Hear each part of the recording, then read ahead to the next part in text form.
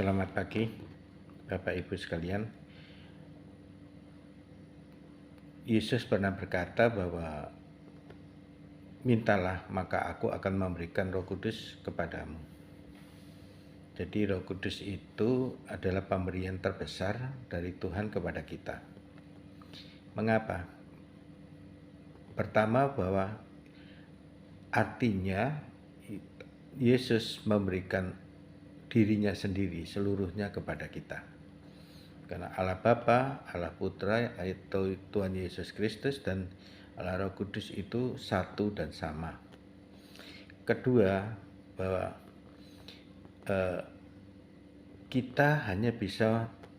Tuhan hanya bisa dipahami oleh Tuhan. Artinya bahwa pikiran kita sehebat apapun tidak mungkin bisa memahami Tuhan. Jadi kalau ada orang tokoh-tokoh agama yang menolak Roh Kudus, kemudian dia berbicara tentang Tuhan, itu sebetulnya dia tidak mengenal Tuhan.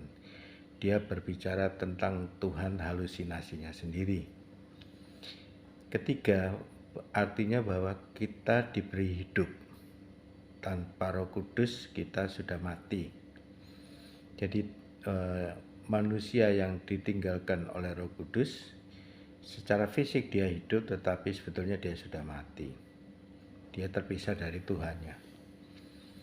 Nah, keempat, bahwa dikatakan kalau kamu menghina Yesus masih bisa dimaafkan, menghina Allah Bapa masih bisa dimaafkan, tetapi ketika kamu menghina Roh Kudus, dosamu tetap kekal. Di dunia ini tidak bisa dimaafkan dan di akhirat juga tidak bisa. Kenapa?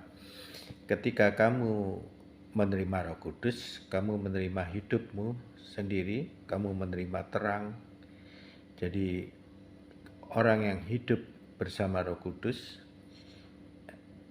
hidupnya itu pada saat gelap tidak gelap-gelap amat. Jadi seperti remang tengah hari, seperti sunset yang masih ada cahaya, karena Roh Kudus itu sendiri adalah cahaya. Nah, orang yang menolak Roh Kudus hidupnya sangat-sangat gelap. Jadi dia hidup di dalam kegelapan yang amat sangat, ya, sehingga dia tidak bisa tahu bahwa semua yang dia lakukan itu salah. Segalanya yang dia lakukan itu adalah suatu kesalahan. Nah,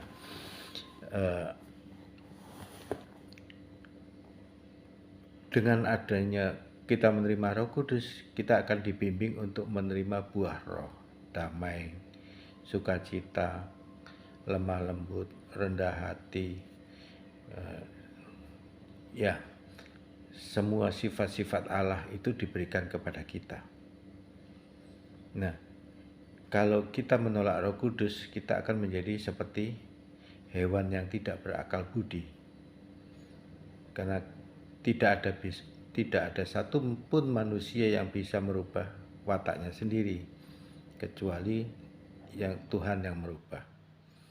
Dengan buah roh kudus, dengan buah roh itu kita berubah menjadi serupa dengan Tuhan. Nah, di dunia kita kalau menolak Roh Kudus, kita tidak akan menerima buah roh. Di akhirat kita juga akan terpisah dari Tuhan, karena di dunia pun sebetulnya kita sudah terpisah dengan penolakan kita terhadap Roh Kudus. Jadi itu yang dikatakan, dimaksudkan bahwa menolak Roh Kudus itu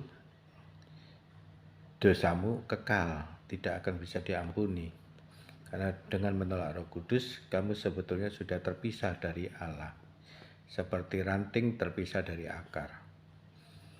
Jadi dalam segala hal, datanglah kepada Roh Kudus, mintalah Dia untuk selalu menemani.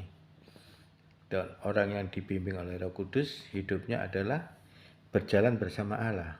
Jadi dia bukan sendiri, dia selalu ditemani oleh Allah, ditemani oleh Roh Kudus. Sedangkan orang yang menolak Roh Kudus, hidupnya sendiri. Dia harus menyelesaikan sendiri segala sesuatu yang ada terjadi di dalam hidupnya. Dan itu seperti ranting yang terpisah dari akar. Terima kasih.